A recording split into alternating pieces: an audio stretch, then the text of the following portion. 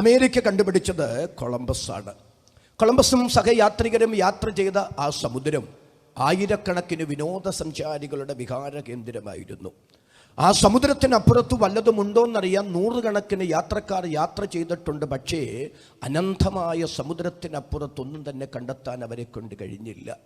അതുകൊണ്ട് യാത്ര പാതി വഴിക്ക് ഉപേക്ഷിച്ച് അവർ തിരിച്ച് സ്പെയിനിൽ വന്നു.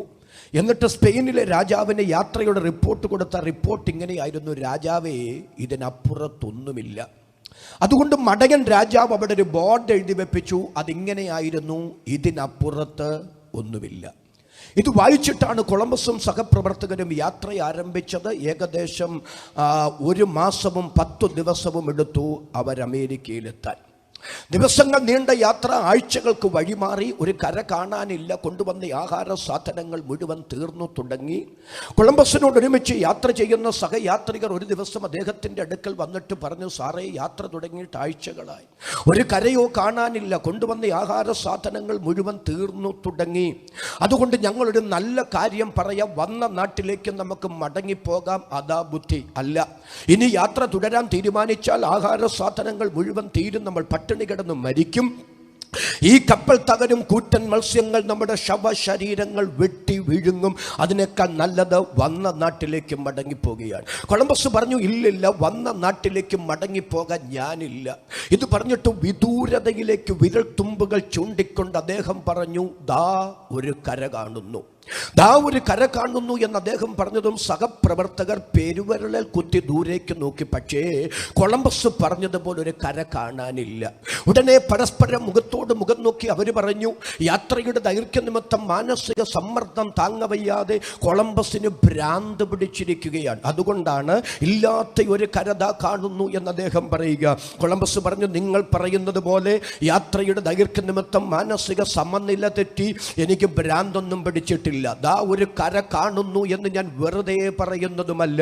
ഈ സമുദ്രത്തിന് മുകളിലൂടെ അങ്ങോട്ട് പറക്കുന്ന പക്ഷികളെ നിങ്ങൾ കണ്ടോ? ഏതാ ഈ പക്ഷികൾ? ഈ പക്ഷികൾ സമുദ്രത്തിൽ വളരുന്ന പക്ഷികളല്ല, പിന്നെ ഏതോ കരയിൽ വളരുന്ന പക്ഷികളാ. സന്തോഷാധിക്യത്താൽ അവിടെ നിന്ന് ചിറകടിച്ച് പറന്നു പൊങ്ങി അനന്തവികായുസ്സിൽ ഈ സമുദ്രത്തിന് മുകളിലൂടെ പറന്ന് തിമിർത്തും അടുത്ത് കഴിഞ്ഞപ്പോൾ അവ വളരുന്ന കരയിലേക്ക് വിശ്രമത്തിനായി തിരിച്ചു പറക്കുകയാണ്.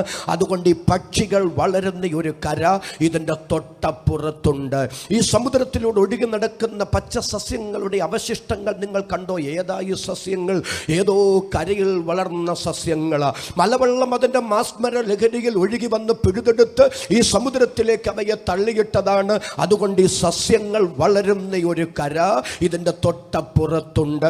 ഈ രണ്ടടയാളങ്ങളുടെ വെളിച്ചത്തിലാണ് കൊളംബസും സഹപ്രവർത്തകരും യാത്ര മതിയാക്കാതെ യാത്ര തുടരാൻ തീരുമാനിച്ചത്. അവസാനം അത് സത്യമെന്ന് തെളിയിച്ചുകൊണ്ട് പക്ഷികൾ വളരുന്ന, സസ്യങ്ങൾ വളരുന്ന അമേരിക്ക എന്ന കരയിൽ അവർ കാലുകുത്തി. അതെന്തിനാ ഇന്ന് രാത്രി ഞാൻ ഈ വീടിൻ്റെ മുറ്റത്ത് വിളിച്ചു പറയുക? വിളിച്ചു പറയാനുള്ള കാരണം ഇതാണ്: ഈ ലോകത്തിനപ്പുറത്തൊന്നുമില്ലെന്ന് ലോക മനുഷ്യർ വിളിച്ചു പറയുമ്പോൾ ആനുകാലിക സംഭവങ്ങളെ ബൈബിൾ വീക്ഷണത്തിൽ വിചിന്തനം ചെയ്യുന്ന ഒരു ദൈവത്തിൻ്റെ ഭക്തൻ, ഒരു ദൈവത്തിൻ്റെ ഭക്ത ഇന്ന് രാത്രി ഉറക്ക വിളിച്ചു പറയും. എന്തു വിളിച്ചു പറയും? ഇതിനപ്പുറത്തൊരു കരയുണ്ട്, ഇതിനപ്പുറത്തൊരു നാടുണ്ട്, ഇതിനപ്പുറത്തൊരു വീടുണ്ട്, ഇതിനപ്പുറത്തൊരു വിശ്രമ സ്ഥലമുണ്ട്. അവിടെ നാം എത്തിച്ചേരാറായി. അതാ ലോക സംഭവങ്ങൾ വിളിച്ചറിയിക്കുക എന്ന് ഞാൻ പറയുമ്പോൾ ആധാരം തുറന്ന് പ്രത്യാശയോടെ സ്തോത്രം പറയാൻ കൃപയുള്ള എത്ര ദൈവമക്കൾ ഇവിടെ വന്നിട്ടുണ്ട്. അവരുടെ കരം ഞാനൊന്ന് കാണട്ടെ. കരമുയർത്തി, ശബ്ദമുയർത്തി നന്ദിയോടെ കർത്താവിന് സ്തോത്രം ചെയ്യുക. നമ്മുടെ ഭാവികാല പ്രത്യാശയെ സുവിശേഷത്തിൻ്റെ ലളിതമായ സന്ദേശത്തിൻ്റെ കൈമാറ്റത്തിലൂടെ നിങ്ങളുടെ മനസ്സിലേക്ക് തന്ന് എൻ്റെ വാക്കുകൾക്ക് വേഗത്തിൽ പരിസമാപ്തി കുറിച്ചുകൊള്ളാം. വായിക്കാം. 1 പത്രോസിൻ്റെ ലേഖനം 1-ാം അധ്യായം അതിൻ്റെ 3-4 വേദഭാഗങ്ങൾ. 1 പത്രോസ് 1:3-4. നമ്മുടെ കർത്താവായ യേശു ക്രിസ്തുവിൻ്റെ പിതാവായ ദൈവത്തിന് സ്തോത്രം. അവൻ മരിച്ചവരുടെ ഇടയിൽ നിന്നുള്ള യേശു ക്രിസ്തുവിൻ്റെ പുനരുത്ഥാനത്താൽ തൻ്റെ കരുണാധിക്യ പ്രകാരം നമ്മെ ജീവനുള്ള പ്രത്യാശയ്ക്കായി അന്ത്യകാലത്തിൽ വെളിപ്പെടുവാൻ ഒരുങ്ങിയിരിക്കുന്ന. ആ വാക്യത്തിനായി കരങ്ങൾ ഉയർത്തി ഒരിക്കൽ കൂടി നന്ദിയോടെ ദൈവത്തിന് സ്തോത്രം പറയാമോ? ഇനി ആരും ബൈബിൾ തിരിച്ചും മറിച്ച് വായിച്ചു കൊണ്ടിരിക്കരുത്. എന്നെ ശ്രദ്ധിക്കുക. എനിക്ക് ഒന്നാമതേ അല്പം സ്പീഡ് കൂടുതലുള്ള ആളാണ്. സമയം കുറയുമ്പോൾ അല്പം കൂടെ പരവേശം ഉണ്ടാകാൻ സാധ്യതയുണ്ട്. അതുകൊണ്ട് എന്നാൽ ആവോളം ശാന്തമായ ആ വിഷയം വീടുകളിലൊക്കെ എന്നെ ശ്രദ്ധിക്കുന്ന പ്രിയപ്പെട്ടവർക്കും കൂടെ മനസ്സിലാകാൻ അല്പം ശാന്തമായി പറയാനാണ് ഞാൻ ആഗ്രഹിക്കുക. എന്താണ് ജീവനുള്ള പ്രത്യാശ? എന്താണ് അന്ത്യകാലത്തിൽ വെളിപ്പെടുവാൻ ഒരുങ്ങിയിരിക്കുന്ന രക്ഷ? ഈ വിഷയം എന്ത് എന്ന് നാം അറിയണമെങ്കിൽ യേശുക്രിസ്തുവിന്റെ ത്രിവിധ പ്രത്യക്ഷതകൾ എന്ന വിഷയം നാം അറിയേണ്ടിയിരിക്കുന്നു. വായിക്കേണ്ട പറഞ്ഞുവിടാം. എബ്രായ ലേഖനം 9-ാം അധ്യായം 24, 26, 28 വാക്യങ്ങളിൽ യേശുക്രിസ്തുവിന്റെ 3 വിധ പ്രത്യക്ഷതകൾ നമുക്ക് കാണാം. ഒന്നാമത്തെ പ്രത്യക്ഷത പരിശുദ്ധാത്മാവ് ഇങ്ങനെ രേഖപ്പെടുത്തിയിരിക്കുന്നു: യേശുക്രിസ്തു ഒരിക്കൽ പ്രത്യക്ഷൻ ആയി. യേശു ഒരിക്കൽ പ്രത്യക്ഷനായി എന്ന പദപ്രയോഗം ഒരു ഭൂതകാല ക്രിയയാണ്. അതൊരു കഴിഞ്ഞകാല സംഭവമാണ്. അത് കഴിഞ്ഞകാല സംഭവമെങ്കിൽ, ഭൂതകാല ക്രിയയെങ്കിൽ, എന്താണ് യേശുവിന്റെ ഒരിക്കലായി നടന്ന പ്രത്യക്ഷത? ഇന്നേക്ക് 2020 കൊല്ലങ്ങൾക്ക് പിറകിൽ ഈ ബ്രഹ്മാണ്ഡ ഘടാകത്തിന്റെ ഉടയവനും സൃഷ്ടാവും കാരണഭൂതനും നിയന്ത്രണാധവുമായ മഹാദൈവമായ യേശുക്രിസ്തു ഒരു ജഡ ശരീരത്തിൽ ഈ മണ്ണിൽ വെളിപ്പെട്ടതിനെ സംബന്ധിച്ച് തിരുവെഴുത്ത് വ്യക്തമാക്കുന്നു. യേശു ഒരിക്കൽ ഇവിടെ പ്രത്യക്ഷനായി. രണ്ടാമത്തെ ചോദ്യം ഇതാണ്: എന്തിന് യേശുക്രിസ്തു ഒരിക്കൽ ഇവിടെ പ്രത്യക്ഷനായി? അതിന് ബൈബിൾ പറയുന്ന മറുപടി ശ്രദ്ധിക്കുക. 1 തിമോഥെയോസ് വായിക്കേണ്ട 1:15. ക്രിസ്തു യേശു പാപികളെ രക്ഷിപ്പാൻ ലോകത്തിൽ വന്നു എന്നുള്ളത് അടുത്തത് അടിവരയിട്ട് ആവേശത്തോടെ പറയേണ്ട പദമാണ്. വിശ്വാസ്യവും എല്ലാവരും അംഗീകരിപ്പാൻ യോഗ്യവുമായ വചനം തന്നെ. ക്രിസ്തു യേശു എന്തിനു വന്നു? പാപികളെ രക്ഷിപ്പാൻ വന്നു. സഹൃദയരെ, പാപമെന്ന വിഷയം ഇന്ന് രാത്രി മുഴുവൻ നിന്ന് പ്രസംഗിച്ചാലും അധിക പ്രസംഗമാകില്ലെന്ന എൻ്റെ ചിന്ത. എന്നാൽ അതിൻ്റെ വിശദീകരണത്തിലേക്ക് ഞാൻ പോകാതെ ഒരൊറ്റ ചിന്ത മാത്രം മനസ്സിലേക്ക് തരികയാണ്. പാപത്തോടുള്ള ദൈവത്തിൻ്റെ മനോഭാവം എന്താണ് എന്ന് നാം അറിഞ്ഞാലേ യേശുക്രിസ്തുവിലൂടെ മനുഷ്യവർഗത്തിന് ദൈവമൊരുക്കിയ രക്ഷാകര പദ്ധതി എത്ര ഉന്നതമാണെന്ന് പിടികിട്ടുകയുള്ളൂ. പാപത്തോടുള്ള ദൈവത്തിന്റെ മനോഭാവം എന്താ? വായിക്കേണ്ട, പെട്ടെന്ന് ഞാൻ പറഞ്ഞോളാം. യിരെമ്യാ 17:1. യഹൂദയുടെ പാപം, മനുഷ്യന്റെ പാപം ഇരുമ്പഴുത്താണി കൊണ്ടും വജ്രമുന കൊണ്ടും എഴുതി വച്ചിരിക്കുന്നു. മനുഷ്യന്റെ പാപം ഇരുമ്പഴുത്താണി കൊണ്ടും വജ്രമുന കൊണ്ടും എഴുതി വച്ചിരിക്കുന്നു എന്ന് പറഞ്ഞാൽ ഉടയതമ്പുരാൻ അങ്ങനെ എവിടെയെങ്കിലും മനുഷ്യന്റെ പാപം ഇരുമ്പഴുത്താണി കൊണ്ടും വജ്രമുന കൊണ്ടും എഴുതി വച്ചിരിക്കുന്നു എന്നാണോ ആശയം? അല്ല. പിന്നെ പാപത്തോടുള്ള ദൈവത്തിന്റെ മനോഭാവം എന്താണെന്ന് നാം അറിയാൻ പരിശുദ്ധാത്മാവ് ഉപയോഗിച്ചിരിക്കുന്ന ഒരു ഭാഷാപദ പ്രയോഗമാണ് ഇരുമ്പഴുത്താണി വജ്രമുന. ആകട്ടെ, ഇരുമ്പഴുത്താണി കൊണ്ടെഴുതിയാൽ, വജ്രമുന കൊണ്ടെഴുതിയാൽ എന്താ ഗുണം? എന്താ ഗുണമെന്ന് വേദപുസ്തകത്തിൽ നിന്ന് തന്നെ 2 തെളിവ് പറയുമ്പോൾ നിങ്ങൾക്ക് മനസ്സിലാകും. പഴയ നിയമത്തിലെ ഭക്ത ശിരോമണികളിൽ അഗ്രഗണ്യനായ മനുഷ്യനായിരുന്നു ഇയ്യോബ്. അദ്ദേഹം ദീർഘവർഷങ്ങൾ അസാധാരണമായ മാനസിക സമ്മർദ്ദങ്ങളിലൂടെ, ശാരീരിക കഷ്ടപ്പാടുകളിലൂടെ, സാമ്പത്തിക തകർച്ചയിലൂടെ പോയ വ്യക്തിത്വമാണ്. ചിലപ്പോഴെങ്കിലും തൻ്റെ പച്ചയായ ജീവിത യാഥാർത്ഥ്യങ്ങളുമായി പൊരുത്തപ്പെടാൻ കഴിയാതെ അദ്ദേഹം വൈകാരികമായി പൊട്ടിത്തെറിച്ച് പ്രതികരിച്ചിട്ടുണ്ട്. ഒരിക്കൽ തൻ്റെ ജീവിത യാഥാർത്ഥ്യങ്ങളുമായി ഏറ്റുമുട്ടി മനസ്സ് മടുത്ത് ഹൃദയം ക്ഷീണിച്ചപ്പോൾ സങ്കടത്തോടെ അദ്ദേഹം പറയുക, എൻ്റെ ഈ സങ്കടമെല്ലാം കൂടെ, എൻ്റെ ഈ വേദനയെല്ലാം കൂടെ ഒരു പുസ്തകത്തിൽ എഴുതി വച്ചിരുന്നെങ്കിൽ കൊള്ളായിരുന്നു. അടുത്തത്, അവയെ ഈയം കൊണ്ടും ഇരുമ്പഴുത്താണി കൊണ്ടും പാറയിൽ സദാകാലത്തേക്കും കൊത്തിവെച്ചിരുന്നെങ്കിൽ കൊള്ളായിരുന്നു. അപ്പൊ ഈയം കൊണ്ടെഴുതിയാൽ, ഇരുമ്പഴുത്താണി കൊണ്ടെഴുതിയാൽ, വജ്രമുന കൊണ്ടെഴുതിയാൽ അത് വല്ലപ്പോഴത്തേക്കിനുമുള്ളതല്ല, അത് സദാകാലത്തേക്കിനുമുള്ളതാണ്. ഒരു ഉദാഹരണം തിരുവെഴുത്തിൽ നിന്ന് തന്നെ സമയമില്ലെങ്കിലും ഒന്ന് തെളിയിക്കാനായിട്ട് ഞാൻ പറയാം. യെശയ്യാ പ്രവാചകന്റെ പുസ്തകം വായിക്കേണ്ട 20-ാം അധ്യായം 1-ാമത്തെ വാക്യം. അവിടെ ഇങ്ങനെ രേഖപ്പെടുത്തിയിരിക്കുന്നു: അശൂർ രാജാവായ സാർഗോൺ, അതായത് അശൂർ എന്ന രാജ്യത്തെ സാർഗോൺ എന്ന രാജാവ് ഭരിച്ചിരുന്നു. പക്ഷേ വേദപുസ്തകത്തിൽ അല്ലാതെ ലോക ചരിത്രത്തിലോ അശൂർ രാജ്യത്തിന്റെ ചരിത്രത്തിലോ അങ്ങനെ ഒരു രാജാവ് ജീവിച്ചിരുന്നതായി, അശൂരിനെ ഭരിച്ചിരുന്നതായി ഒരു കാലഘട്ടത്തിൽ യാതൊരു തെളിവുമുണ്ടായിരുന്നില്ല.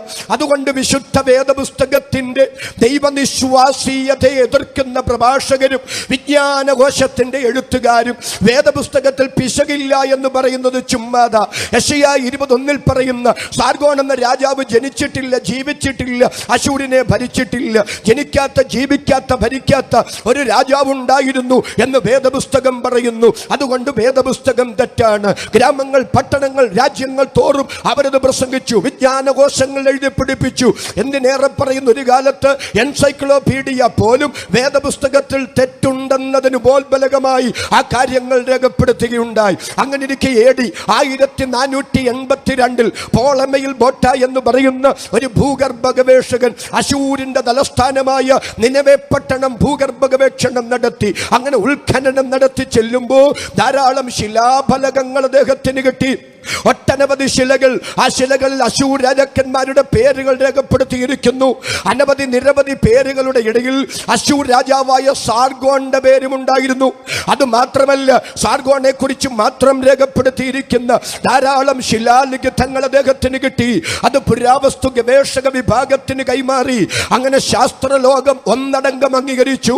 യെശയ്യാ 21 പറയുന്ന സാർഗോൺ എന്ന രാജാവ് ജീവിച്ചിരുന്നു, അശൂരിനെ ഭരിച്ചിരുന്നു എന്ന്. അടുത്തത് പറയുന്നതിന് മുമ്പ് തല്ല ആത്മാഭിമാനത്തോടെ സന്ദർഭോചിതമായി അവിടെ ഒരു കാര്യം ഞാനൊന്ന് സൂചിപ്പിച്ചു കൊള്ളട്ടെ.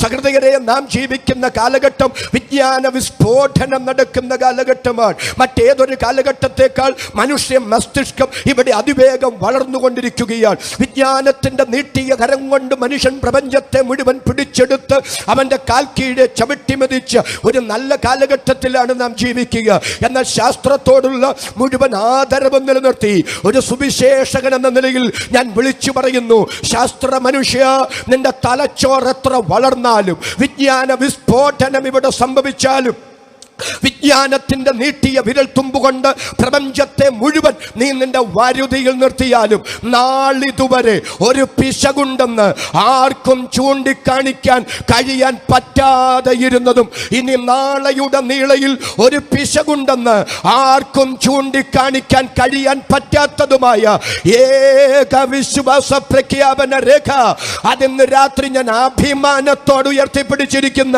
വിശുദ്ധ വേദപുസ്തകം എന്ന് പറയുമ്പോൾ ആ തരം തുറന്ന ആവേശത്തോടെ ദൈവത്തിന് സ്തോത്രം പറയാൻ മനസ്സുള്ള ദൈവമക്കളുടെ കരം ഞാൻ ഒന്നുകൂടെ കാണട്ടെ. കരമുയർത്തി ശക്തിയോടെ കർത്താവിന് സ്തോത്രം ചെയ്യുക. എന്തിനാ ഇന്ന് രാത്രി ആ ഉദാഹരണം ഞാൻ ഇവിടെ ഉദ്ധരിക്കാൻ കാരണം, ആയിരക്കണക്കിന് കൊല്ലങ്ങൾ ആ ശിലാലിഖിതങ്ങൾ മണ്ണിനടിയിൽ കിടന്നിട്ടും അതിൽ എഴുതിയ അക്ഷരങ്ങൾ മാഞ്ഞുപോയില്ല. എന്താ മാഞ്ഞു പോകാഞ്ഞേ? ഇരുമ്പഴുത്താണി കൊണ്ടെഴുതി, വജ്രമുന കൊണ്ടെഴുതി. അപ്പൊ ഇരുമ്പഴുത്താണി കൊണ്ടെഴുതിയാൽ, വജ്രമുന കൊണ്ടെഴുതിയാൽ ആയിരക്കണക്കിന് കൊല്ലങ്ങൾ മണ്ണിൽ കിടന്നാലും മാഞ്ഞു പോകില്ല, തീയിൽ കൊണ്ടിട്ടാലും മാഞ്ഞു പോകില്ല. അപ്പൊ മനുഷ്യ, നിന്റെ പാപം ഇരുമ്പഴുത്താണി കൊണ്ടും വജ്രമുന കൊണ്ടും എഴുതി വച്ചിരിക്കുന്നു എന്ന് പറഞ്ഞാൽ അർത്ഥം ലളിതമാണ്. ഇത്രയുള്ളൂ, നിന്റെ സൂത്രപ്പണി കൊണ്ടൊന്നും നിനക്ക് മായിച്ചു കളയാൻ പറ്റുന്നതല്ല പാപത്തിന്റെ കനത്ത കറ. എന്നാൽ ആ കറ കഴുകിക്കളയാൻ ഒരു ഗൗരവമായ രക്ഷാകര പദ്ധതി യേശു ക്രിസ്തു മൂലം തന്റെ ക്രൂശും മരണത്തിലൂടെ മാനവവർഗത്തിന് ദൈവം ഒരുക്കി. അത് പറയാനാ ഞങ്ങൾ ഈ യോഗം ഇവിടെ ക്രമീകരിച്ചത്. അത് പറയുന്നതാ സുവിശേഷം. അത് പറഞ്ഞാലേ അത് സുവിശേഷമാകുകയുള്ളൂ. ആവേശത്തോടെ ദൈവത്തിന് സ്തോത്രം പറയാൻ മനസ്സുള്ളവരുടെ കരം മാത്രം ഞാൻ ഒന്നുകൂടെ കാണട്ടെ. കരമുയർത്തി ശക്തിയോടെ ഈ രാത്രി കർത്താവിന് സ്തോത്രം ചെയ്യുക. അടുത്ത ഒത്തിരി ചിന്തകൾ എനിക്ക് അവിടെ നിന്ന് പറയണമെന്ന് ആഗ്രഹം ഉണ്ടായിരുന്നു. എന്നാൽ വളരെ വേഗത്തിൽ ഞാൻ മുന്നോട്ട് പോകുന്നു.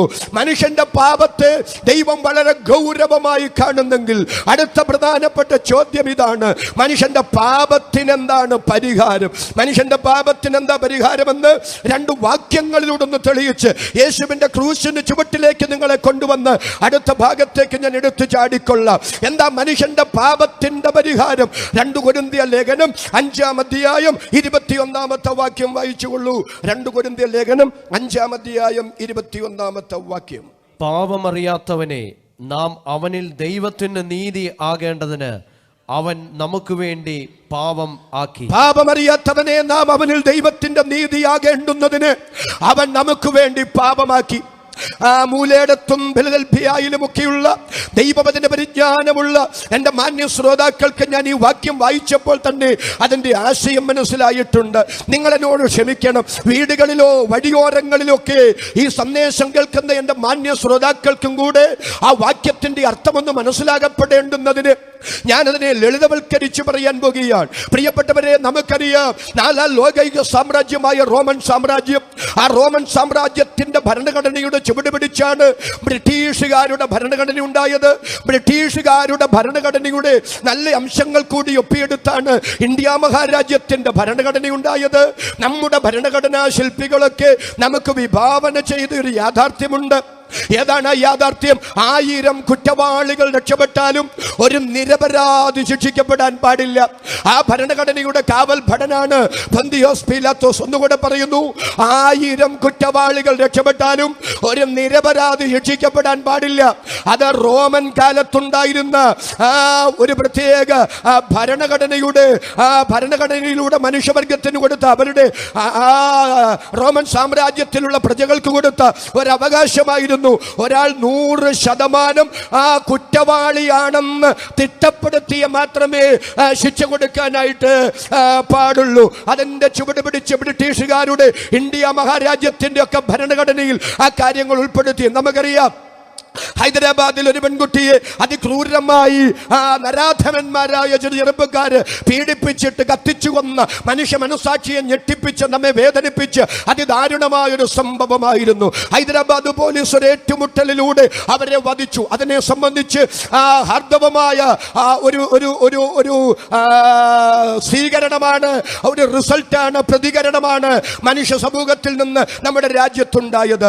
എന്നാൽ ബഹുമാനപ്പെട്ട ഇന്ത്യയുടെ പരമോന്നത കോടതി, സുപ്രീം കോടതി ആ വിഷയത്തെ സൂക്ഷ്മമായി വിശകലനം ചെയ്തിട്ട് അതിനെ സംബന്ധിച്ച് ഒരു ജുഡീഷ്യൽ, ആ ഏറ്റുമുട്ടലിനെ സംബന്ധിച്ച് ഒരു ജുഡീഷ്യൽ അന്വേഷണത്തിന് ഉത്തരവിട്ടു.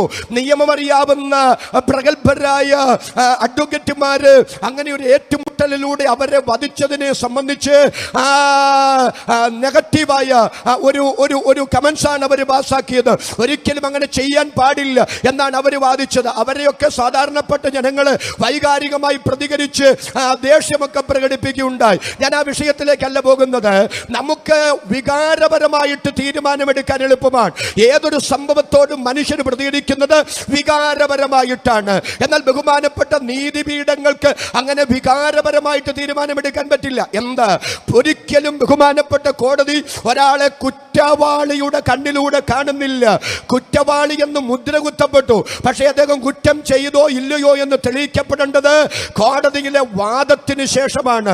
ഒന്നുകൂടെ പറയാം, ആ മനുഷ്യനെ കോടതിയിൽ ഹാജരാക്കി, കോടതിയിൽ വാദപ്രതിവാദങ്ങൾ നടന്ന് തെളിവുകളൊക്കെ കൊണ്ടുവന്ന് 100% കുറ്റവാളിയാണെന്ന് ബഹുമാനപ്പെട്ട കോടതിക്ക് എല്ലാ തെളിവുകളുടെയും അടിസ്ഥാനത്തിൽ ബോധ്യപ്പെട്ടാൽ മാത്രമേ ശിക്ഷിക്കുകയുള്ളൂ. ചില കേസുകളിലൊക്കെ നമുക്ക് വേദന തോന്നാറുണ്ട്. അവരെ വെറുതെ വിടുമ്പോൾ കോടതി പറയുന്നൊരു കാര്യം കേട്ടിട്ടുണ്ടോ?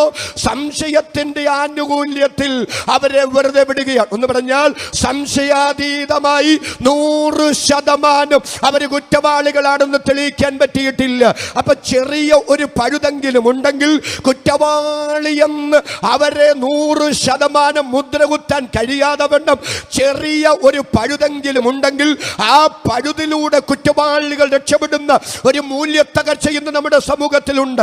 ഡൽഹിയിലെ പെൺകുട്ടിയുടെ കൊലപാതകത്തെ സംബന്ധിച്ച് ഇന്ന് കോടതി വധശിക്ഷയ്ക്ക് വിധിച്ചവരുടെ ആ ഒളിച്ചോട്ടങ്ങൾ എത്ര സമർത്ഥമായിട്ടാണ് നീതിപീഠത്തെ കബളിപ്പിക്കാൻ ഓരോരോ മാർഗങ്ങൾ അവർ അവലംബിക്കുക. അപ്പം നീതിപീഠത്തിന്റെ മുമ്പിൽ 100% ഒരാൾ കുറ്റവാളിയാണെന്ന് ബോധ്യമായെങ്കിൽ മാത്രമേ കുറ്റവാളിയെ ശിക്ഷിക്കത്തുള്ളെങ്കിൽ, കോടതി വിധി പ്രഖ്യാപിക്കത്തുള്ളെങ്കിൽ. ഇന്ന് രാത്രി ഞാൻ നിങ്ങളോട് ഈ സമകാലിക വിഷയങ്ങൾ പറഞ്ഞത് ആ വിഷയത്തെ സംബന്ധിച്ച് എൻ്റെ അഭിപ്രായം പറയാനല്ല, പിന്നെ യേശുവിൻ്റെ വിസ്താരത്തിലേക്ക് നിങ്ങളുടെ ശ്രദ്ധയെ ശിക്ഷയെന്ന് കൊണ്ടുവരാൻ.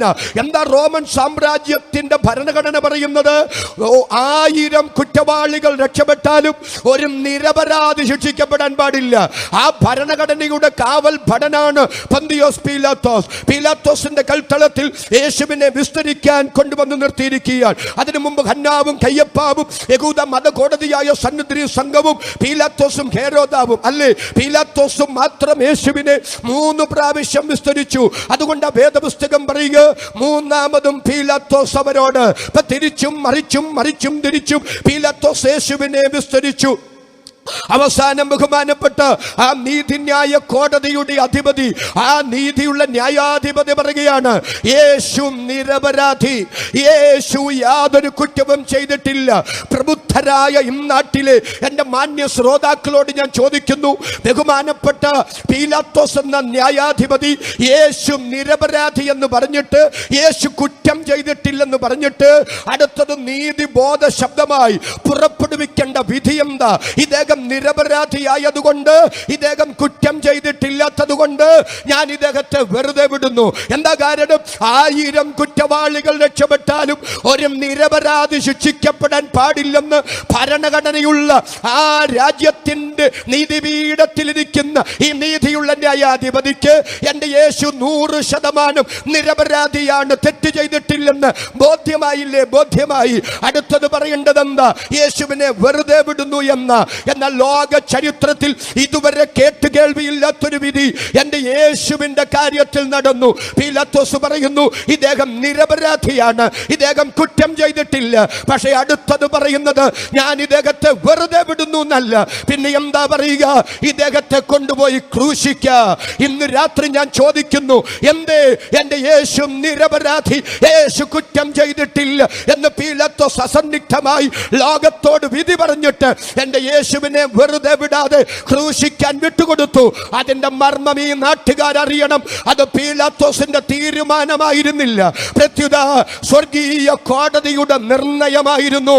ഏതാണ് ആ നിർണയം? പാപമറിയാത്ത യേശുവിനെ എനിക്കും നിങ്ങൾക്കും പകരം പാപമാക്കിക്കൊണ്ട്, പാപിയായ മനുഷ്യ, നിനക്ക് വേണ്ടി ദൈവം ഒരുക്കിയ രക്ഷാകര പദ്ധതി അതാണെന്ന് വിളിച്ചു പറയാൻ ഇന്ന് രാത്രി എനിക്ക് ആയുസ് തന്ന, എനിക്ക് ആരോഗ്യം തന്ന, എനിക്ക് അവസരം തന്ന എൻ്റെ ദൈവത്തിന് സ്തോത്രമെന്ന് പറയുമ്പോൾ സന്തോഷത്തോടെ ആധാരം തുറന്ന് ആവേശത്തോടെ ദൈവത്തിന് സ്തോത്രം പറയാൻ മനസ്സുള്ള ദൈവമക്കളുടെ കരം ഞാൻ ഒന്നുകൂടെ ഇന്ന് രാത്രി കാണട്ടെ. പോരാ, കരമുയർത്തി ആവേശത്തോടെ ഈ രാത്രി ദൈവത്തെ സ്തുതിക്കുക. അല്പം കൂടെ ക്രൂശിന് ചുവട്ടിലേക്ക് നിങ്ങളുടെ ശ്രദ്ധയെ ഞാൻ ഒന്ന് കൊണ്ടുവരികയാണ്. 2 കൊരിന്ത്യർ ലേഖനം 5-ാം അധ്യായം 21-ാമത്തെ വാക്യം വളരെ പെട്ടെന്ന്.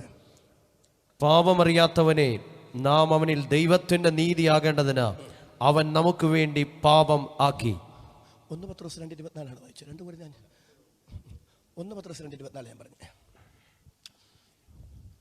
നാം പാപം സംബന്ധിച്ച് മരിച്ച നീതിക്ക് ജീവിക്കേണ്ടതിന് അവൻ തന്റെ ശരീരത്തിൽ, യേശു തന്റെ ശരീരത്തിൽ നമ്മുടെ പാപങ്ങളെ ചുമന്നു, ക്രൂശിന്മേൽ കയറി അവന്റെ അടിപ്പിണരാൽ നിങ്ങൾക്ക് സൗഖ്യം വന്നു. എന്റെ സഹോദരങ്ങളെ, ആ വാക്യത്തിനകത്ത് ഒരു ദൈവശക്തി ഇല്ലേ?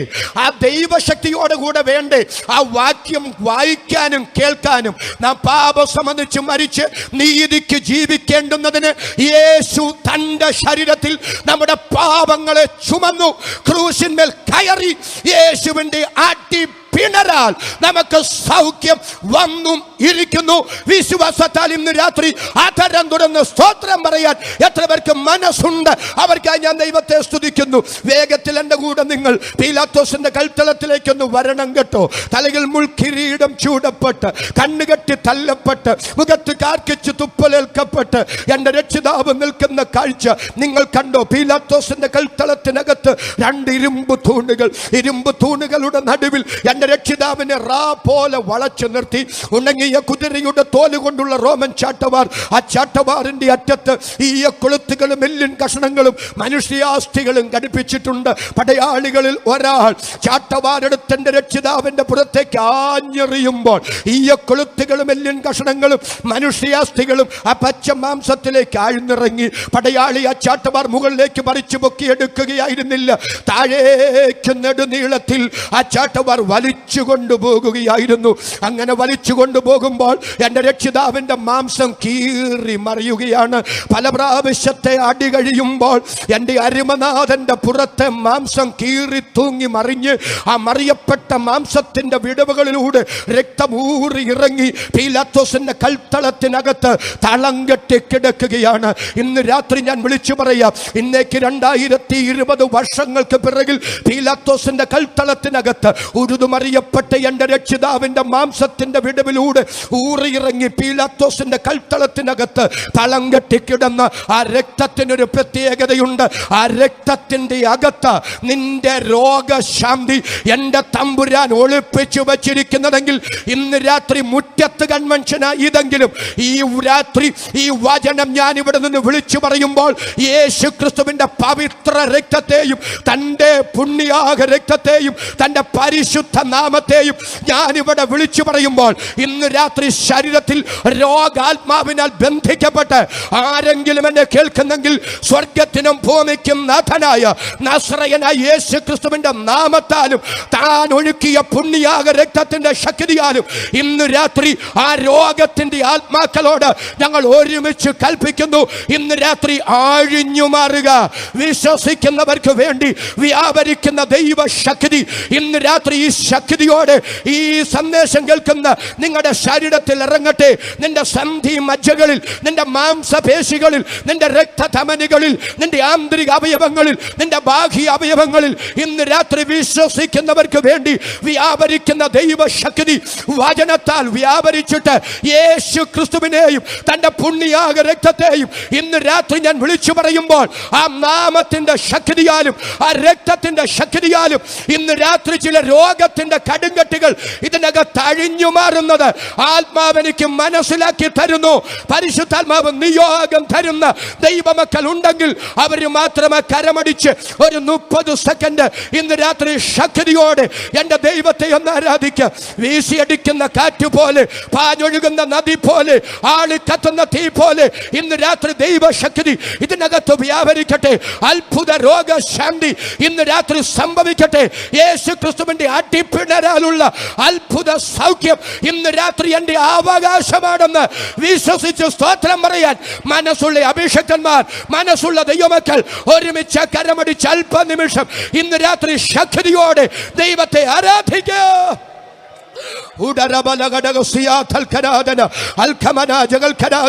ഇന്ന് രാത്രി സ്വർഗം എനിക്ക് തന്ന നിയോഗത്താലും യേശുവിന്റെ അധികാരമുള്ള നാമത്താലും എൻ്റെ സന്ദേശം കേൾക്കുന്ന ആരുടെയെങ്കിലും ശരീരത്തിൽ നാളുകളായി കുടിയിരിക്കുന്ന രോഗത്തിന്റെ ആത്മാവുണ്ടെങ്കിൽ ഇപ്പോൾ യേശു ക്രിസ്തുവിന്റെ നാമത്തിൽ ഞങ്ങൾ ഒരുമിച്ച് കൽപ്പിക്കുന്നു, ശരീരങ്ങൾ വിട്ട് അഴിഞ്ഞു മാറുക, കുടുംബങ്ങളെ വിട്ട് പുറത്തു പോകുക. യേശുവിന്റെ നാമത്തിൽ അതങ്ങനെ സംഭവിക്കട്ടെ. ആധാരം തുടർന്ന് സ്തോത്രം പറയാൻ എത്ര പേർക്ക് മനസ്സുണ്ട്? കരമുയർത്തി ഒരിക്കൽ കൂടി ശക്തിയോടെ ഈ രാത്രി ദൈവത്തെ സ്തുതിക്കുക. പരിശുദ്ധാത്മാവ് ഒരു നിയോഗം എനിക്ക് തരുന്നുണ്ട്. പ്രായാധിക്യ നിമിത്തം രോഗം ഉണ്ടാകാം, വിശദീകരിക്കുന്നില്ല. പ്രകൃതിക്കുണ്ടാകുന്ന മാറ്റം നിമിത്തം രോഗം ഉണ്ടാകാം, ആഹാരത്തിൻ്റെ വ്യത്യാസം നിമിത്തം രോഗം ഉണ്ടാകാം, ശുചിത്വമില്ലായ്മ നിമിത്തം രോഗം ഉണ്ടാകാം. ആ മേഖലയിലേക്കൊന്നും ഞാൻ പോകുന്നില്ല.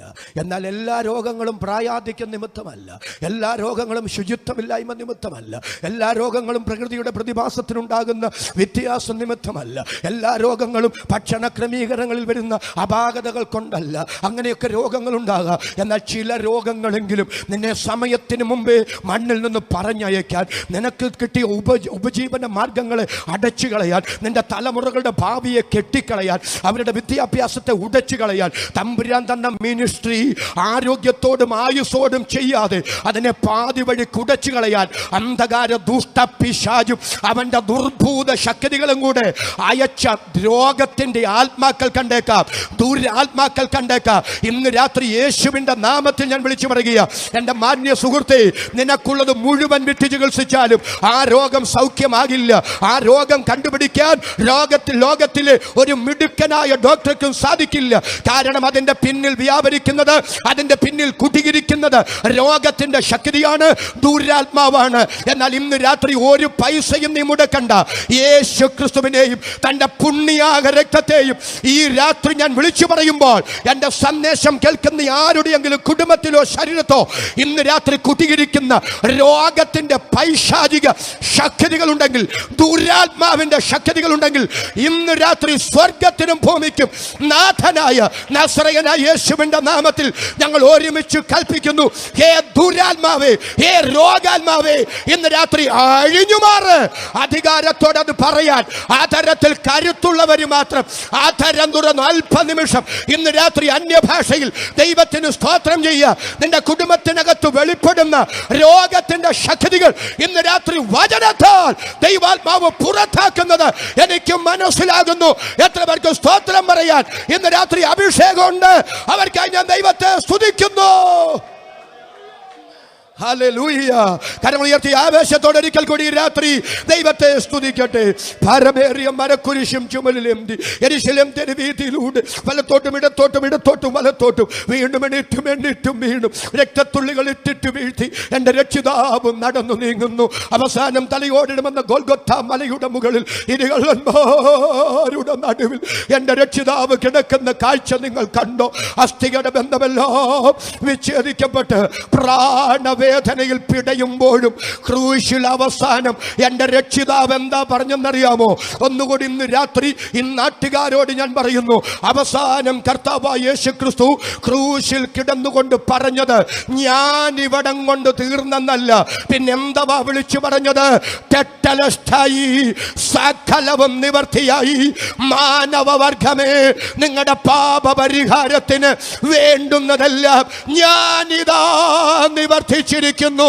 ഇത് പറഞ്ഞിട്ട് മുൾക്കിരീടം ചൂടിയ തല മറ്റൊരിടത്തും ചായ്ച്ചു വെക്കാൻ ഇടമില്ലാതിരുന്നത് കൊണ്ട് സ്വന്തം തോളോട് ചായ്ച്ചു വെച്ച് യേശു പ്രാണനെ വെടിഞ്ഞു. അവസാനം ഒരു പടയാളി വന്ന് വിലാപ്പുറത്ത് കുത്തുമ്പോൾ രക്തമൊഴുകുവാനില്ലാതിരുന്നിട്ട് വെള്ളമാണ് ഒഴുകിയത്. എവിടെ പോയ രക്തം മുഴുവൻ, ആർക്കു വേണ്ടി ഒഴുക്കിയ രക്തം മുഴുവൻ? ഇന്ന് രാത്രി എന്നെ ശ്രദ്ധിക്കുന്ന എൻ്റെ മാന്യ ശ്രോതാവേ, നിങ്ങൾക്ക് വേണ്ടി യേശു പരിശുദ്ധ രക്തമൊഴുക്കി. അതുകൊണ്ടല്ലേ തിരുവെടുത്ത് പറയുക, അവന്റെ പുത്രനായ യേശുവിന്റെ രക്തം സകല പാപവും പോക്കി നമ്മെ ശുദ്ധീകരിക്കുന്നു. യേശു ക്രിസ്തുവിന്റെ ചോരപ്പുഴയിൽ മുങ്ങി പൊങ്ങി പാപമോചനം പ്രാപിച്ച ദൈവമക്കളുടെ കരം ഇന്ന് രാത്രി ഞാനൊന്ന് കാണട്ടെ. അഭിമാനത്തോടെ കരമുയർത്തി ഒരിക്കൽ കൂടി ഈ രാത്രി ദൈവത്തെ സ്തുതിക്കുക.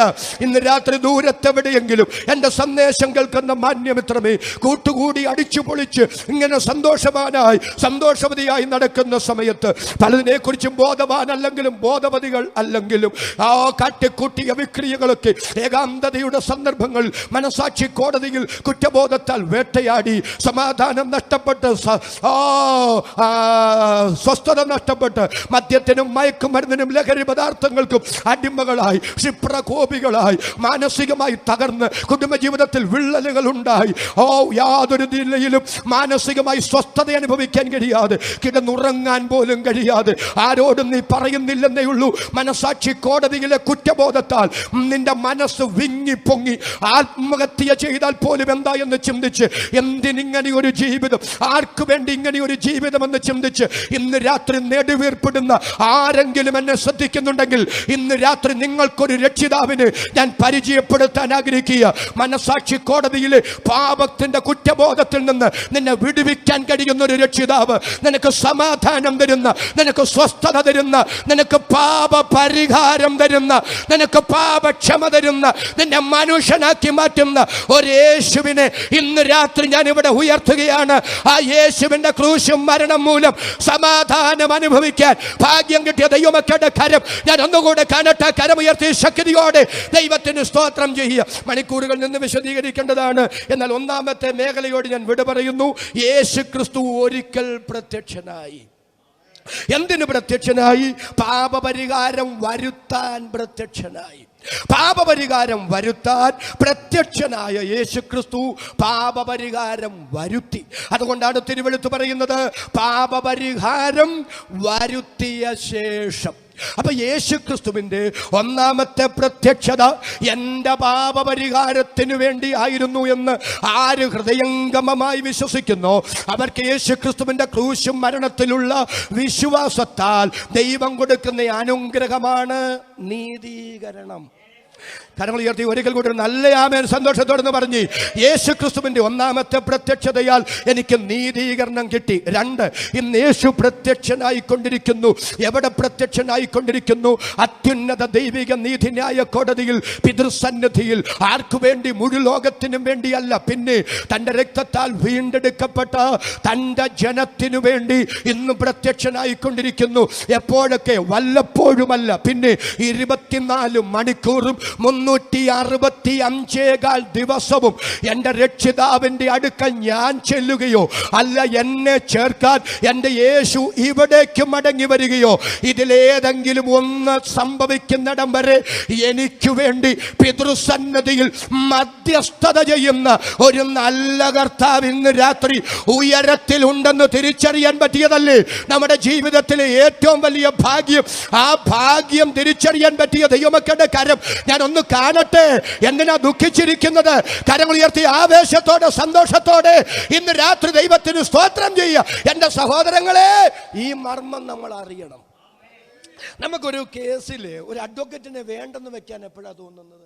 എൻ്റെ ഭാഗത്താണ് നീതിയും ന്യായവുമെങ്കിലും ആ അഡ്വക്കേറ്റ് കോടതിയിൽ വാദിക്കുന്നത് കണ്ടപ്പോഴാണ് എനിക്ക് തോന്നിയത് എൻ്റെ ഭാഗത്താണ് ന്യായമെങ്കിലും ഇങ്ങനെ വാദിച്ചാൽ ഞാൻ അകത്തു പോകാൻ സാധ്യതയുണ്ട്. അങ്ങനെ ഒരു തോന്നൽ ഉണ്ടാകുമ്പോൾ, ആശങ്ക ഉണ്ടാകുമ്പോൾ നമ്മൾ അഡ്വക്കേറ്റിനോട് ചെന്ന് പറയും, പൊന്നു സാറേ, സാറിന് ഫീസ് പോരെ, സാറിൻ്റെ ഫീസ് എത്രയാന്ന് പറഞ്ഞാൽ 1000 രൂപ ഞാൻ കൂടുതൽ തന്നേക്കാം. പക്ഷെ ദൈവത്തെ ഓർത്ത് എനിക്ക് ആ വക്കാലത്തൊന്ന് ഒഴിവാക്കി തരണം. വക്കാലത്ത് ഒഴിവാക്കണമെന്ന് എപ്പോഴാണ് തോന്നുന്നത്? വക്കീലിൻ്റെ കഴിവിൽ വിശ്വാസമില്ലാതെ വരുമ്പോഴാണ്. അങ്ങനെയാണെങ്കിൽ യേശു അല്ലാതൊരു മധ്യസ്ഥൻ വേണ്ടി വരുന്നെങ്കിൽ ഈ മധ്യസ്ഥൻ എന്തെങ്കിലും അപര്യാപ്തത വേണ്ടേ? ഈ മധ്യസ്ഥൻ എന്തെങ്കിലും ന്യൂനത വേണ്ടേ? ഇന്ന് രാത്രി എൻ്റെ സഹോദരങ്ങളോട് ഞാൻ പറയാം, നിങ്ങൾക്ക് ദൈവത്തിൻ്റെ അടുക്കൽ ചെല്ലാൻ, ദൈവത്തിൽ നിന്നൊരു കാര്യം സാധിക്കാൻ യേശുവിനെ പോലെ, തൻ്റെ മധ്യസ്ഥത പോലെ വേറെ ഒന്നുമില്ല. അത് KJ തോമസ് പറയുന്നതല്ല. ആകാശം മാറിയാലും ഭൂമി മാറിയാലും മാറാത്ത ബൈബിൾ പറയുന്നു, ദൈവം ഒരുവനല്ലോ. അതരം തുറന്ന് സ്തോത്രം ചെയ്തു പറ, ദൈവം ഒരുവനല്ലോ. ദൈവത്തിനും മനുഷ്യർക്കും മധ്യത്തിൽ മധ്യസ്ഥൻ ഒരുവൻ, മനുഷ്യനായി തീർന്ന ക്രിസ്തു യേശു തന്നെ. യേശുവാണ് ഏക മധ്യസ്ഥൻ. കരമുയർത്തി ഒരിക്കൽ കൂടി ചങ്കൂറ്റത്തോടെ ഈ രാത്രി ദൈവത്തെ സ്തുതിക്കട്ടെ. ശ്രദ്ധിക്കുക, അവിടെ ഞാൻ അധികം നേരം നിൽക്കുന്നില്ല.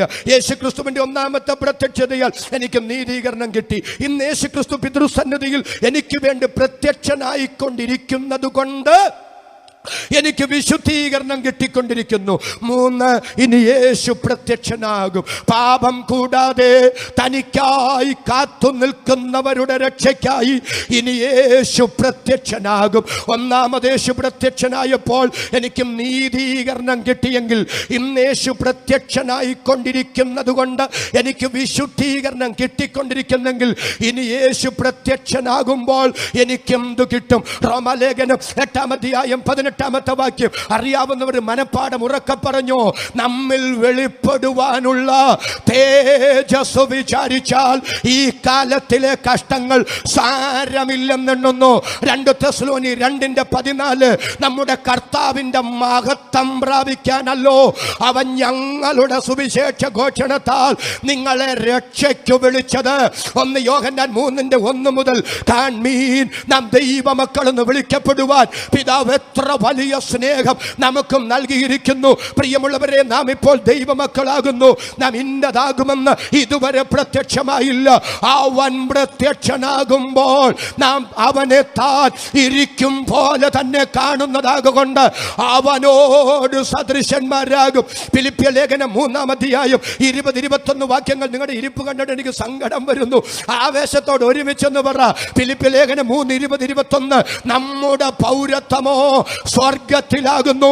അവിടെ നിന്ന് കർത്താവായ യേശു രക്ഷിതാവായി വരുമെന്ന് നാം കാത്തിരിക്കുന്നു. അടുത്തത്, അവൻ സകലവും തനിക്ക് കീഴ്പ്പെടുത്തുവാൻ കഴിയുന്ന തൻ്റെ വ്യാപാര ശക്തി കൊണ്ട് നമ്മുടെ താഴ്ചയുള്ള ശരീരത്തെ അവന്റെ മഹത്വമുള്ള ശരീരത്തോട് അനുരൂപമായി രൂപാന്തരപ്പെടുത്തും. പുനരുദ്ധാനത്തിന്റെ പൊൻപുലരിയിൽ കാഹളനാദത്തിങ്കൽ എൻ്റെ കർത്താവിൻ്റെ മടങ്ങി വരവിൽ നമ്മുടെ താഴ്ചയുള്ള ശരീരം അവന്റെ മഹത്വമുള്ള ശരീരത്തോട് അനുരൂപമായി രൂപാന്തരപ്പെടുമെന്ന് നാം വിശ്വസിക്കുന്നു. അതിനായി നാം കാത്തിരിക്കുന്നു. അതാണ് അന്ത്യകാല രക്ഷ, അതാണ് ജീവനുള്ള പ്രത്യാശ, അതാണ് മഹത്വീകരണം, അതാണ് തേജസ്കരണം, അതാണ് ശരീരത്തിന്റെ വീണ്ടെടുപ്പായ പുത്രത്വത്തിന്റെ വീണ്ടെടുപ്പ് എന്ന് ഞാൻ വിളിച്ചു പറയുമ്പോൾ ദൈവത്തിന് സ്തോത്രം. ആവേശത്തോടെ ദൈവത്തിന് സ്തോത്രം പറയാൻ കൃപയുള്ള എത്ര പേര് ഇവിടെ ഉണ്ട്? അവരുടെ കരം ഞാൻ ഒന്നുകൂടെ കാണട്ടെ. കരമുയർത്തി ഈ രാത്രി ദൈവത്തെ സ്തുതിക്കാം. KJ തോമസ് പാസ്റ്ററെ, ഇത് വല്ലതും നടക്കൂ? ഒരു സ്തോത്രം എന്ന് പറ. യേശു വരുമോ?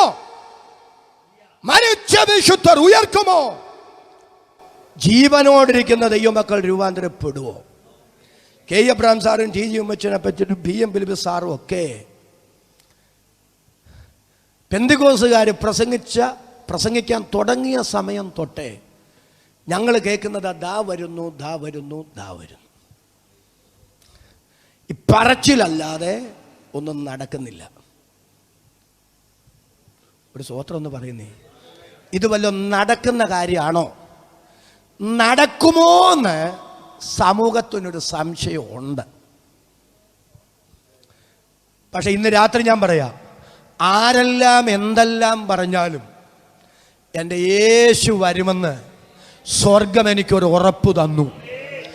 എനിക്കെൻ്റെ യേശു വരുമെന്ന് ഉറപ്പുള്ളത് യെരുശലേം പ്രശ്നത്തിൻ്റെ പേരിലല്ല, ഉൽക്കാ വരുന്നത് കൊണ്ടും അല്ല. ഒന്ന് സ്തോത്രം പറ. കൊറോണ എന്ന രോഗം പടർന്നു പിടിക്കുന്നത് കൊണ്ടുമല്ല യേശു വരുമെന്ന് ഞാൻ പറയുന്നത്.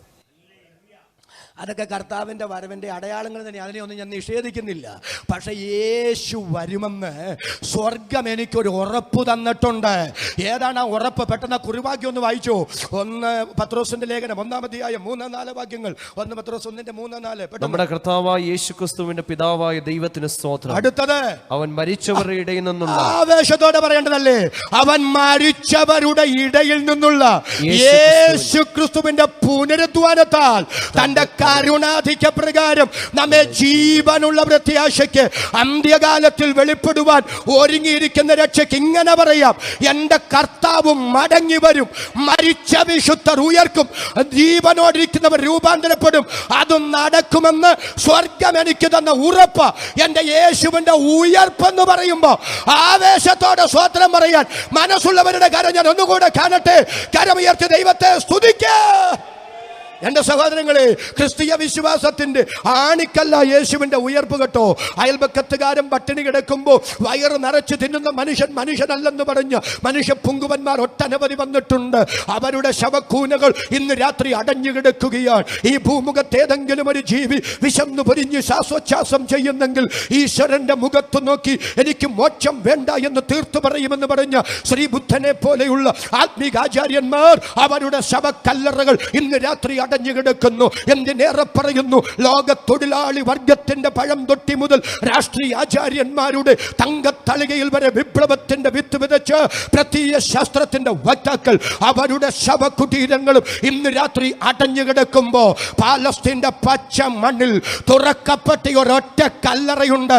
അതിന്ന് രാത്രി ഞാൻ അഭിമാനത്തോടെ പ്രസംഗിക്കുന്ന, നാം ആവേശത്തോടെ ആരാധിക്കുന്ന യേശുവിന്റെ കല്ലറയാണെന്ന് കേൾക്കുമ്പോ അണപൊട്ടി ഒഴുകുന്ന ആവേശത്തിൽ ഇന്ന് രാത്രി സ്തോത്രം പറയാൻ അകത്ത് കൃപയുള്ള ദൈവമക്കൾ മാത്രം ആ കരമടിച്ച് ആധാരം തുറന്ന് ഇന്ന് രാത്രി ദൈവത്തിന് സ്തോത്രം പറയാ. എല്ലാ കരങ്ങളും അടിച്ച് എല്ലാ ധരങ്ങളും തുറന്ന് ഇന്ന് രാത്രി ശക്തിയോടെ ദൈവത്തെ സ്തുതിക്കട്ടെ. ഓ ശബലബരഘടകസിയ, എത്ര പേർക്ക് സന്തോഷത്തോടും ആവേശത്തോടും ഇന്ന് രാത്രി സ്തോത്രം പറയാൻ പറ്റും. എൻ്റെ സന്ദേശത്തിന് അവസാന കുത്ത് ഞാൻ ഇടാൻ ആഗ്രഹിക്കുകയാണ്. എന്നാൽ അതിനു മുമ്പ് ഇന്ന് രാത്രി ഞാൻ പറയാം, എൻ്റെ രക്ഷിതാവും മടങ്ങി വരും. മരിച്ച വിശുദ്ധർ ഉയർക്കും, ജീവനോടിരിക്കുന്നവർ രൂപാന്തരപ്പെടും. അതിന് സ്വർഗം തന്ന ഉറപ്പാ യേശുവിൻ്റെ ഉയർപ്പ്. 1 കൊരിന്ത്യർ ലേഖനം 15-ാം അധ്യായം വിശദീകരിക്കാൻ ഞാൻ ആഗ്രഹിക്കുന്നില്ല. ആ പുസ്തകം വായിച്ചപ്പോൾ എൻ്റെ കണ്ണും നനഞ്ഞുപോയി. ഒരു കൃപാവരത്തിലും കുറവില്ലാത്ത സഭയാ കൊരിന്തു സഭ. പക്ഷെ പൗലോസ് ലേഖനം എഴുതുമ്പോൾ അവരോട് ചോദിക്കുകയാണ്, യേശുക്രിസ്തു ഉയർത്തെഴുന്നേറ്റിരിക്കെ, യേശുക്രിസ്തു ഉയർത്തെഴുന്നേറ്റു എന്ന് പ്രസംഗിച്ചു വരുന്ന അവസ്ഥയ്ക്ക് മരിച്ചവരുടെ പുനരുദ്ധാനമില്ലെന്ന് നിങ്ങളിൽ ചിലർ പറയുന്നത് എങ്ങനെ? ഒരു നല്ല സ്തോത്രം എന്ന് പറഞ്ഞ് 1 കൊരിന്ത്യർ ലേഖനം 15-ാം അധ്യായത്തിൽ മരിച്ചവരുടെ പുനരുദ്ധാനത്തെക്കുറിച്ച് പൗലോസ് ബോധവൽക്കരിക്കുന്നത് പുറത്തുള്ളവരെ അല്ല, അകത്തുള്ളവരെ. അകത്തുള്ളവർക്ക് ഒരു സംശയം, ഈ മരിച്ച് സഹസ്രാബ്ദങ്ങളും നൂറ്റാണ്ടുകളും ഒക്കെ കഴിഞ്ഞ് തീയിൽ കിടന്ന് വെന്ത് മരിച്ചവരുണ്ട്, സമുദ്രത്തിൽ പോയവരുണ്ട്, മണ്ണിൽ കുഴിച്ചിടപ്പെട്ടവരുണ്ട്, അതെല്ലാം ദ്രവിച്ചു തീരുകയാണ്. ഈ ദ്രവിച്ചു തീർന്നിട്ട് ദഹിച്ചു തീർന്നിട്ട് ഇതൊക്കെ മരിച്ചവരൊക്കെ ഉയർത്തെഴുന്നേറ്റു വരിക എന്ന് പറയുന്നത് യുക്തിക്കും ബുദ്ധിക്കും അങ്ങോട്ട് പിടികിട്ടുന്നില്ലെന്നും പറഞ്ഞ് യുക്തിയുടെയും ബുദ്ധിയുടെയും ആ പരിമിതിക്കകത്ത് അതിനെ വിശകലനം ചെയ്ത് ആകപ്പാടെ നിരാശപ്പെട്ടിരിക്കുന്ന അവിടുത്തെ ദൈവമക്കളിൽ ചിലരോട് പൗലോസ്ലീഹ 1 കൊരിന്ത്യർ ലേഖനം 15-ാം അധ്യായത്തിൽ പറയുക, നിങ്ങളുടെ യുക്തിയിലും ബുദ്ധിയിലും ഇട്ട് വട്ടുതട്ടി അതിനെക്കുറിച്ച് ചിന്തിക്കേണ്ട, മരിച്ച വിശുദ്ധർ ഉയർക്കും. ഒന്ന് സ്തോത്രം ചെയ്ത് സന്തോഷത്തോടെ പറ, മരിച്ച വിശുദ്ധർ ഉയർക്കും. ജീവനോടിരിക്കുന്ന ദൈവമക്കൾ രൂപാന്തരപ്പെടും. അത് നടക്കും എന്നതിൻ്റെ തെളിവ് യേശുക്രിസ്തുവിൻ്റെ ഉയർത്തെഴുന്നേൽപ്പാണ്. യേശുക്രിസ്തുവിൻ്റെ ഉയർത്തെഴുന്നേൽപ്പെന്ന നിത്യസത്യത്തെ ആസ്പദമാക്കി ധന്യനായ പൗലോസ്ലീഹ ഒരു താത്വികനെ പോലെ അത് സമർത്ഥിക്കുമ്പോൾ പറയുന്നൊരു പദം പറഞ്ഞ് ഞാൻ നിങ്ങൾക്ക് വേണ്ടി പ്രാർത്ഥിക്കാൻ പോകുകയാണ്. പൗലോസ് അവിടെ പറയുന്നു, ആദ്യ ഫലം ക്രിസ്തു, പിന്നെ ക്രിസ്തുവിനുള്ളവർ അവൻ്റെ വരവിങ്കൽ, പിന്നെ അവസാനം. യഹൂദന്മാർക്ക് 7 പെരുന്നാൾ, അതിലൊരു പെരുന്നാളാണ് ആദ്യബലക്കറ്റ പെരുന്നാൾ. ഒത്തിരി വിശദീകരിക്കേണ്ടതാണെങ്കിലും ലളിതമായി പെട്ടെന്ന് ഞാൻ അങ്ങ് പറയാം. ജോസീഫസ് എന്ന യഹൂദ ചരിത്രകാരൻ ആദ്യബലക്കറ്റയ്ക്ക് ഒരു നിർവചനം കൊടുത്തിട്ടുണ്ട്. അതിൻ്റെ മനോഹരമായ വ്യാഖ്യാനമാണ് 1 കൊരിന്ത്യർ ലേഖനം 15-ാം അധ്യായത്തിൽ പൗലോസ് പറയുന്നത്. ആദ്യബലക്കറ്റ പെരുന്നാളിന് 3 ദിവസം മുമ്പ് പുരോഹിതനും ജനവും കൂടെ വയലിലേക്ക് വരും. വയലിലേക്ക് വന്നിട്ട് സന്ധ്യയായോ സൂര്യൻ അസ്തമിച്ചോ എന്ന് ചോദിക്കും. സന്ധ്യയായി സൂര്യൻ അസ്തമിച്ചു എന്ന് പറയുമ്പോൾ ആദ്യബലക്കറ്റ കൊയ്തെടുക്കപ്പെട്ട ആദ്യബലക്കറ്റ ദൈവാലയത്തിൽ മഹാപുരോഹിതന്റെ കയ്യിൽ കൊണ്ട് കൊടുക്കും. മഹാപുരോഹിതൻ ആ കറ്റ 3 ദിവസം തിരശീലയുടെ മുൻപിൽ വയ്ക്കും. 3-ാമത്തെ ദിവസം ആ കറ്റ തൻ്റെ കരത്തിലെടുത്ത് ഉയർത്തി വീശും. അതിന് പറയുന്ന പേരാണ് നീരാജനം ചെയ്യുക.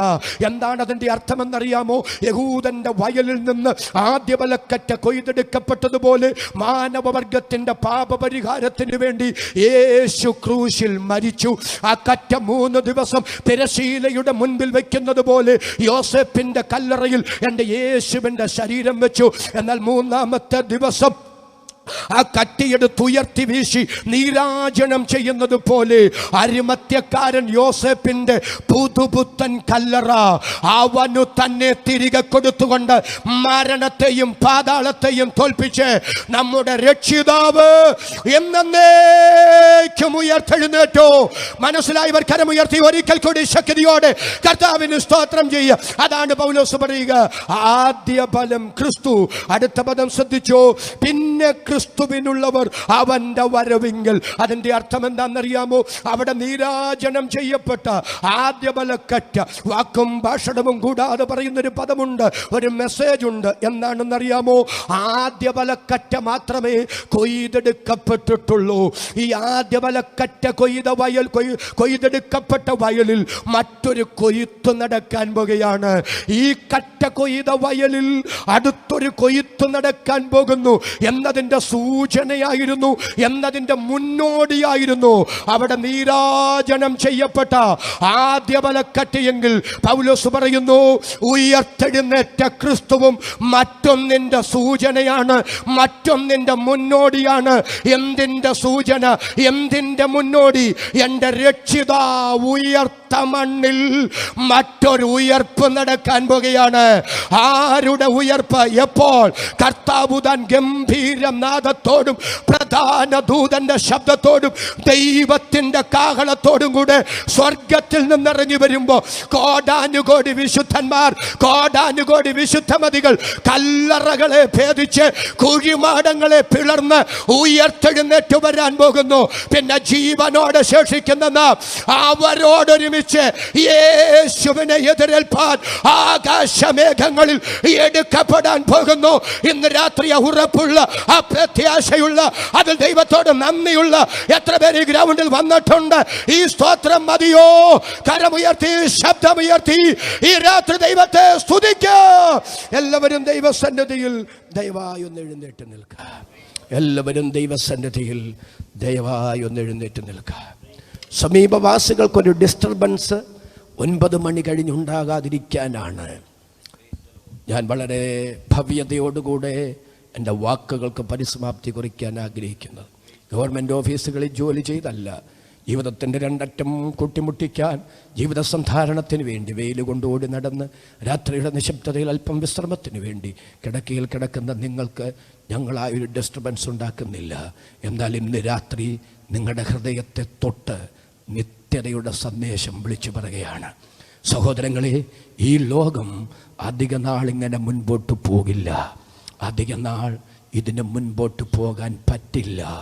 കാലത്തിൻ്റെ ചുവരെഴുത്ത് വായിക്കുന്ന, കാലഘടികാരത്തിൻ്റെ മണിനാദ ശബ്ദം ചെവിത്തടത്തിൽ മുഴങ്ങുന്ന, ആനുകാലിക സംഭവങ്ങൾ തിരിച്ചറിയുന്ന ദൈവത്തിൻ്റെ മക്കൾ, മാന്യ ശ്രോതാക്കൾ ഇന്ന് രാത്രി തിരിച്ചറിയട്ടെ, യേശു മടങ്ങി വരുന്നു. നമ്മുടെ കർത്താവ് മടങ്ങി വരുന്നു. ആധാരം തുറന്ന് ഒരുമിച്ചൊന്ന് വിളിച്ചു പറ, ഇനി അല്പകാലം കഴിഞ്ഞിട്ട്. ഒരുമിച്ചൊന്ന് പറയാമോ? ഇനി അല്പകാലം കഴിഞ്ഞിട്ട് വരുവാനുള്ളവൻ വരും, താമസിക്കുകയുമില്ല. യേശു മടങ്ങി വരുന്നു. നമ്മുടെ കർത്താവ് മടങ്ങി വരുന്നു.